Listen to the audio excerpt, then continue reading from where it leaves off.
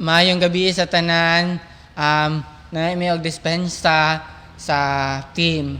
O na og dispensa tungod kay nagkaroon ta og technical problem. Pero padayon ta sa ato ang gimbuhaton niining kagabion. So naata sa book of Leviticus chapter 2 verse 1 to 3 nagisgot siya diana og offering without defect, a pleasing aroma to the Lord. Basahan na to og balik ang passage nga nag-ingon siya dito. When anyone brings a grain offering to the Lord, their offering is to be of the finest flour. They are to pour out olive oil on it, put incense on it, and take it to Aaron's sons the praise. The praise shall take a handful of the flour and oil, together with all the incense, and burn this as a memorial portion on the altar, a food offering and aroma pleasing to the Lord. The rest of the grain offering belongs to Aaron his son, and it is a most holy part of the food offering presented to the Lord. So nining kagabion mga igsoon, unsa ang imuhang offering diana sa Ginoo? Kanang offering nga walay depekto, walay tatsa. Sa dianang mubisita ta or muhatag ta og isa ka butang, dapat yun pinaka the best, pinaka maayo, pinaka nindot, pinaka tsada. Kay gihatag man nato uban sa gugma. Kana kung uban sa gugma. Pero kung nihatag lang ta basta-basta walay gugma, dili ta makahatag. Dili ta makaingon ana nga nay love. So nining kagabion, offering without defect. Ang offering dapat nato diana sa Ginoo mas labaw pa sa mga butang or sa gi-offer nato diri sa kalibutan. Kung naghatag ta ka pastor og pagkaon, syempre dili gid ka gusto og kanang pangit. Dili gid ka gusto og kanang walay lami. Dapat gid katong lami kaayo nga maka-alinamnam. Og dapat nakasulod siya sa tsada nga sudlanan. Kay syempre, alagad sa Dios imuhang tagaan. Kung butang man gani na, siguro mahalon. Kung prutas man gani na, katuog yun ang pinakatamis, pinakagwapa, pinakahinog, o pinakamaayo. Kung muhatag ka diyan sa imong higala, pwede ka makahatag sa iyaha, nga walay gugma. Kung muhatag ka diyan sa mayor, katug yung pinakatsada nga, kana ma-acknowledge ka sa mayor nga, tsada kayong gihatag ba, nindot kaayo, lami kaayo, memorable kaayo. Pero isgutan nato nining kagabion, unsa imong pwede mahatag diya sa Dios? Mahatag nga walay depekto. Kabalo ka, daga naman tang gibuhat sa Dios. Siguro, gahatag ta sa atong tithes, gahatag ta sa atong offering. Pero dili di ana ranag matter ang offering. Ang offering dako kaayo siya og kahisgutan. Sa ato ang generation or sa ato ang lifestyle or sa atong sitwasyon karon, naatay dapat di ay i-offer diyan sa Ginoo. Sa book of Leviticus, gi-instructionan sila unsaon nila pagbuhat or paghalad sa ilang burnt offering tungod kinakasala sila o aya mapasaylo ilang sala pag mabuhat na nila or mahatag na nila ang ilang burnt offering nga nag-follow sa instruction. Pero kung wala ka nag-follow sa instruction, dili gid gyapon ka pasayloon kay mao giingon sa book of Leviticus sa Bible. Pero nagpasalamat ka kay karon nga mga panahon na si Lord mo pasaylo biski wala kay offering. Pero hisgutan nato karon. Ikaw, ako, unsa nga offering ang atong mahatag diya kang Lord nga walay depekto? Unsa imong gihuna-huna?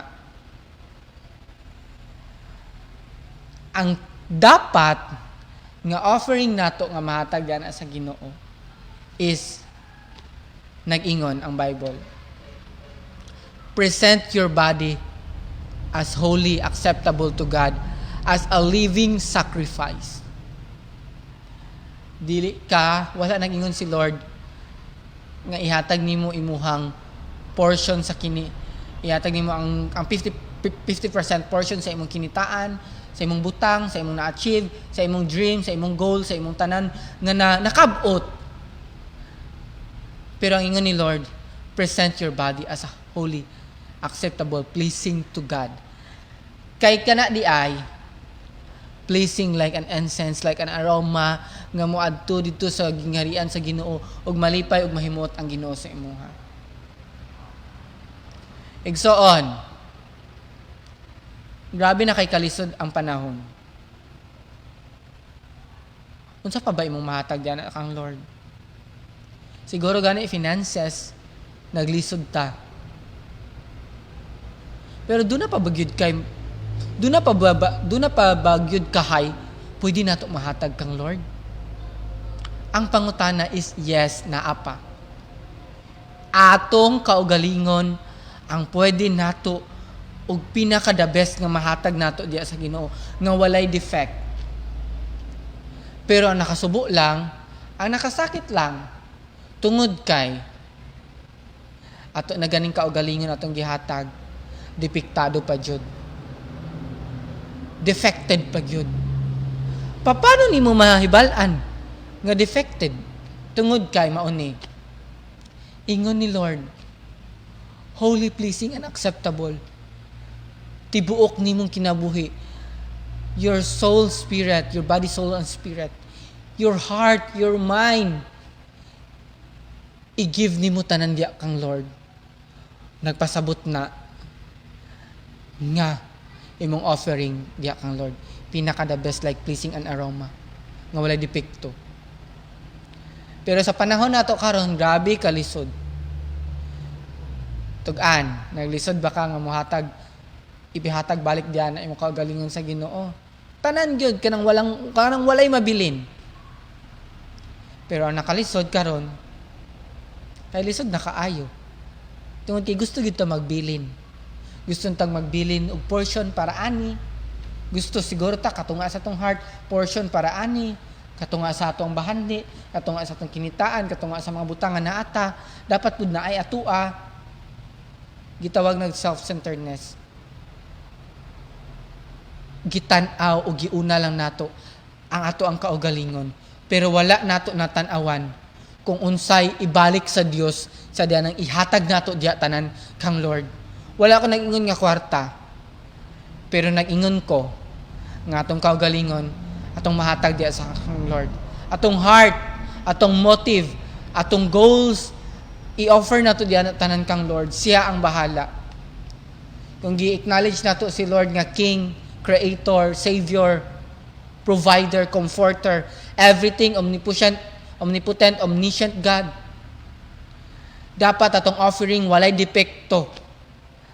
Mahatag man ganing nato atong kasing-kasing pero dili pagyud buo. Maunang maglisod ta makahatag na karon. Pero gi-encourage ta sa pulong sa Dios. Give yourself as a living sacrifice, holy, pleasing, and acceptable, like an incense, pleasing aroma nga mo abot diyan sa gingharian sa Dios.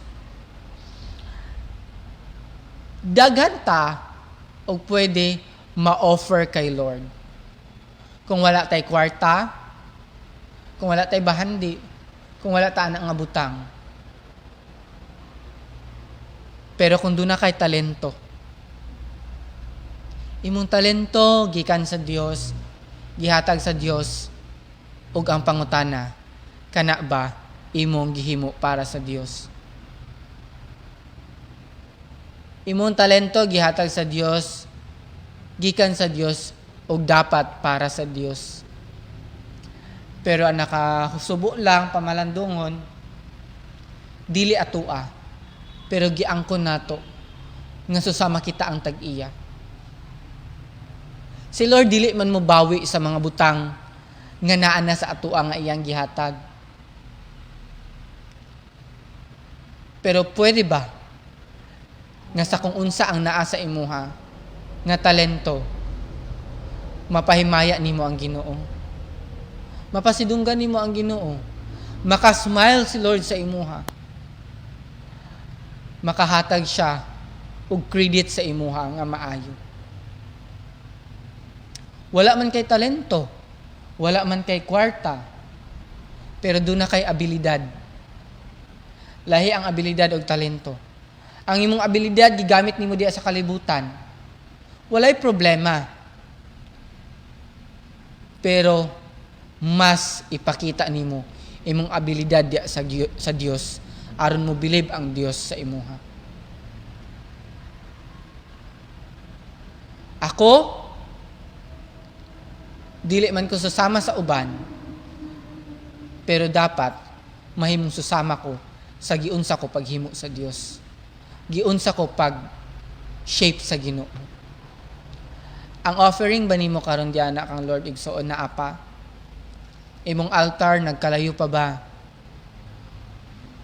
Or ikaw nag-alamigas? Or wala na? Kabalo ka pinakamaayo nga imong buhaton sa karon nga mga panahon. I-check nato atong tag sa kakaugalingon. Unsa pa ang pinaka the best nga mahatag nato diya kay Lord. Wala kay talento, wala kay abilidad. Pero kini kabalo ko naa ka. Imong time. Yes, kita ang ga-manage atong time. Pero remember, ang time dili imuha. 24 hours a day nakagahin ba ka og panahon para diya sa Ginoo? Sa pagtuyok sa orasan, doon na ba yung mga panahon nga nag-ingon ka, Lord, salamat tungod kay luyo sa akong giatubang karon nga problema na aka nga Ginoo. You've never abandoned me nor forsake me. You've never leave me. Nakaingon ba ka na sa Ginoo? Or nakamormor na ka sa mga butang nga naglibog na ka? Or grabe na nimong yaw-yaw kay nganong inani ang sitwasyon sa imong kinabuhi? Nganong inani imong nagian karon? Pinakamaayo imong time nga mahatag nimo diya kang Lord. Paggahin og panahon, oras nga mapasidunggan nimo si Lord. Sa susama nga inanap nga pamaagi, mahatag nimo imong offering without defect. Og depektado man ganing, at least you do it for the Lord. Even you do not do it what the best for the Lord. Pero ang giingon ni Lord, a pleasing aroma is kadtong pinaka the best kang Lord. Tung makasmile si Lord. Wala man kagipugos or wala man tagipugos ni Lord nga mo present sa iya og offering nga pinakamaayo. Pero maulaw pud ta. Creator ba siya? Dios ba siya? Present gid nato ang walay depektado nga butang. Igsoon karon nga kagabion, imong heart gyud ang pinaka gitan-aw ni Lord. Kung naka-offer pa ba na diana sa iyaha. Kaya atong heart ang naghatag og motibo sa mga butang nga ato ang ginapang buhat.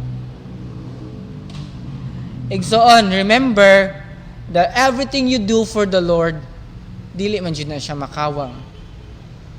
Pero everything nga na-miss nimo ang blessing nga para sa imuha tungod kay wala nimo nabuhat ang the best. Sayang. Remember that always think nga dapat ang imong mahatag kang Lord dili guba. dili buak, dili daot. Pero gani naghandom si Lord nga kung naguba imong kasing-kasing, balik di sa Ginoo ka i-fix niya. Kung daot imong life, balik sa Ginoo ka i-fix niya. Kung pangit sitwasyon, dangop sa Ginoo. Di ba? Nindot kayo nga si Lord tanan natong buhaton nga nag-uyon sa gugma sa Ginoo ug para sa Ginoo. Humot nga insenso diya sa iyang gingharian. Unsa nga insenso ang gusto nimo nga ipahalimuhak diya na sa gingharian sa Dios? Incense of love, incense of burnt offering, incense of your attitude, your motive, your time, your talent, your ability. Unsa? Pinaka the best, my mind, soul, and spirit. My whole body. Gani pasalamat ta. Dili na pare sa una. Nga depende sa imong sala ang imuhang i-burn offering diya sa altar ni Lord. Nga grabe pagid kayo ka-details ang mga instruction. Karon mo duol lang ka kang Lord. Dangop lang ka Lord. Hatag nimo tanan. Anang wala gyud mabilin sa imuha. Mahadlok man gyud kag walay mabilin sa imuha kay mag-unsa na lang ka. Huy, si Lord ba ang everything? Si Lord ang nakabalo sa tanan. Ayaw kahadlok kung mahatag nimo ang pinaka the best ug para sa tanan kang Lord. Tungod kay si Lord ang tag-iya sa tanan. Ngun gani ni Job nga gipakataw man ko diri nga hubo, mobalik ko sa akong amahan nga hubo. Gani wala kay gidala diri sa kalibutan sa diyan nang nabanhaw ka, nabuhi ka. Atong tudloan, atong kasing-kasing nga dili mahimong dalo. Kung dalo ta sa gagmayng butang, dalo gyud ta sa dagkong butang. Kung dalo ta ani, dalo gyud ta. Pero tudlo imong kasing-kasing nga mahimong dili dalo.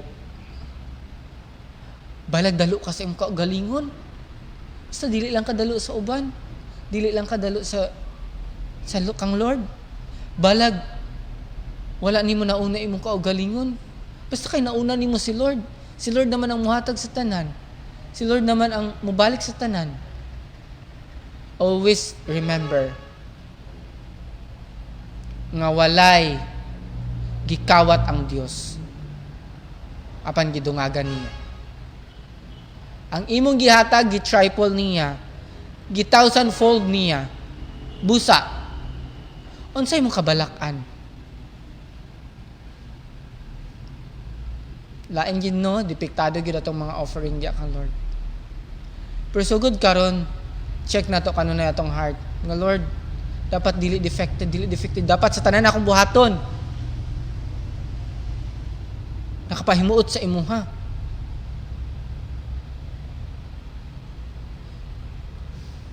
Gani ba? Kung hunaon bitaw nimo, na nasa atong silingan ng mga positive. Atong silingan gi-lockdown na. Kung hunaon nimo. Pero nakahuna-huna pud ba ka? Nga all things work together for good. Nga miski na ang sitwasyon, nagid gapoy katuyuan ang Ginoo. Ug naagid dapat katuyuan ang Ginoo. Hadlok ba? Matakdan og COVID. Pero mas hadlok kung wala na nagkalayo imong altar. Mas hadlok kung na-focus nimo imong kaugalingon para sa mga inani nga sitwasyon. Ug wala nato na focus atong kaugalingon sa author, the finisher of our faith, the everything, the God, the creator, the highest above, the great King. He is the Jesus who reigns. Mas hadlok kung na-lockdown ta di anak kang Lord.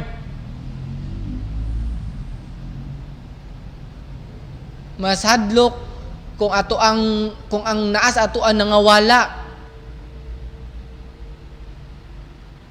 Ug mas hadlok kung sa ato ang pagkinabuhi wala nalipay ang Dios. Karon nga kagabion, una-una nato nga malipay dapat ang Dios sa atong kinabuhi. Nalipay naman ang Dios sa akong kinabuhi. How you know nga nalipay ang Dios sa imong kinabuhi? Tungod kay gibuhat ni nimo ug para ni tanan kang Lord.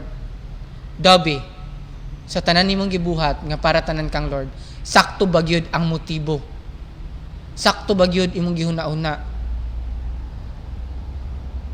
You do it for the Lord, but the Lord wait the motive. Nga abi natong sakto di ay. Nga abi natong nalipay si Lord dili wala di ay. May baw-an nimo nga nalipay si Lord sakto og dili dipiktado ang imong gibuhat di anak kang Lord. Kung mismo imong motibo sakto pod atubangan sa Dios. Dili man siguro ta hypocrites di ay ta. Tungod kay daghan mga butang nga nahimong na self-centered na tatong kagalingon o dili na kang Lord. Remember tonight, i-offer na to diya kang Lord, pinaka-the best. Kung kaya ka mo offer og worship diya kang Lord, kaya ka mo offer og pagdayig, pagpasalamat diya kang Lord, why not dili nimo buhat? Why not nga dili nimo mabuhat? Buhata. Ayaw gyud ibutang sa imong mind nga ang offering kwarta ra na tanan. Kwarta ra na tanan. When you give and it will come back to you. Yes, tinuod na walay sayop ana. But when you give it to the Lord. Dili kay you give it to the Lord kay tungod kabalo ka nga i-give pud balik ni Lord sa imuha. Give it to the Lord with love.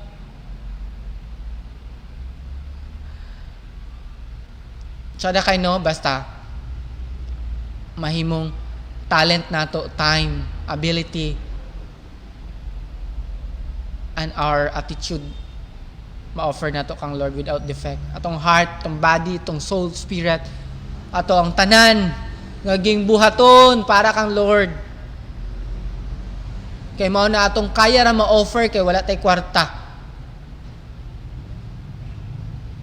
Busa tonight, igsoon.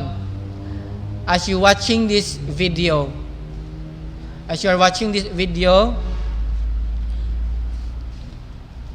that you always remember that you cannot outgive God.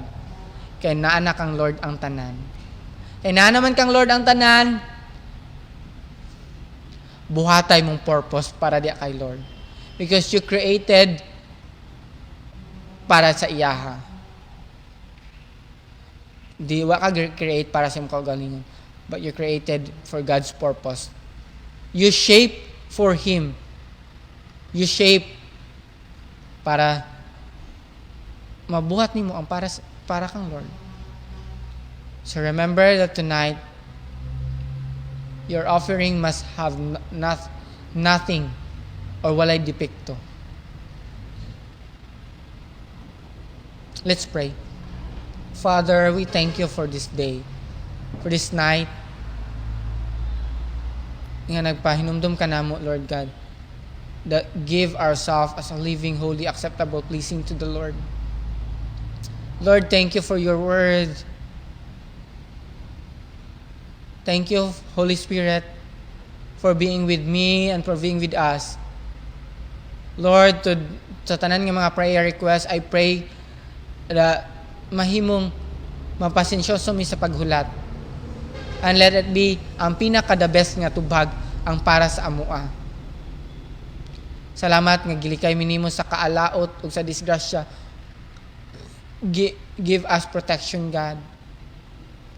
Sustain the food. Give us good health. Father God, thank you for this day, this night, na makatuon mi nga muhatag pinaka-the best sa amoa. Wa man mi di man ka namo ma-outgive. But salamat nga sa tanan namong gibuhat para sa imuha. Gi-acknowledge nimo. Father God and Holy Spirit, we thank you for tonight. I pray for the person who are watching right now. Bless him, bless her. Abundantly.